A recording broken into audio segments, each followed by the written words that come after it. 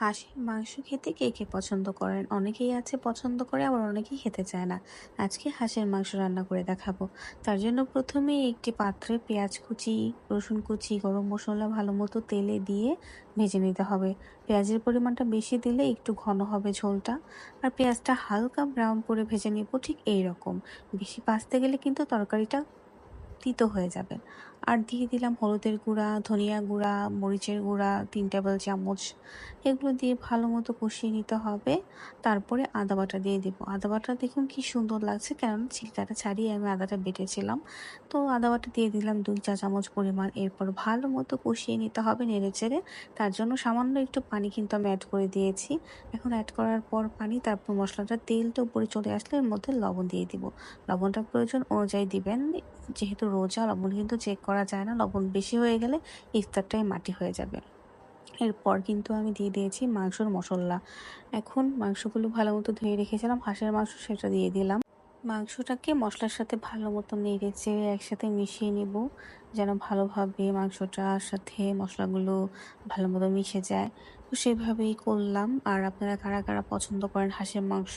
অনেকেই আছে হাঁসের মাংসের গন্ধর জন্য খেতে চায় না। তো আমি ভালো মতো ঢেকে দিলাম। কিছুক্ষণ পর যখন কষানো হয়ে যাবে, এর মধ্যে আমি আস্তে আস্তে ঝোল অ্যাড করে দিব। দেখুন তেলটা কি সুন্দর উপরে চলে এসেছে। এখন আমি আলুগুলোকে দিয়ে দিচ্ছি। আলুগুলো কিন্তু এভাবে গোল গোল করে কেটেছি। আমি সাধারণত মাংসের মধ্যে এরকম গোল করেই কাটি, আর মাছ হলে লম্বা করে কাটি। আপনারাও ঠিক এমন ট্রাই করেন আশা করি। তো এখন আমি কিন্তু ঝোলটা অ্যাড করে দিচ্ছি। ৩ কাপ পরিমাণ ঝোল অ্যাড করে দিব। বেশি ঝোল অ্যাড করব না, কারণ আমি এটা একটু ঘন ঘন শুকনা শুকনা রাখতে চাচ্ছিলাম। তারপর ঢেকে দিব ঢাকনা দিয়ে আধা ঘন্টার মতো। তারপর আস্তেই করে ঢাকনাটা যখন তুলে নেব, দেখবেন কি সুন্দর একটা ফ্লেভার চলে এসেছে হাঁসের মাংসের মধ্যে। এখন আমি কাঁচামরিচগুলো অ্যাড করে দিলাম। কাঁচামরিচগুলো পরে দিলেই ভালো হয়।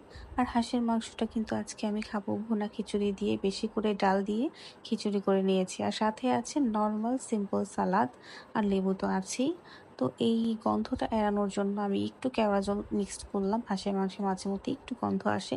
তো দেখুন ফুল অ্যান্ড ফাইনাল রেজাল্ট চলে এসেছে। কি সুন্দর ঘন চলে এসেছে, তরকারির গাঢ় ঝোল, ঝাল খুব মজা হয়েছিল। ইফতারিতে আমি এটাই খেয়েছি আজকে।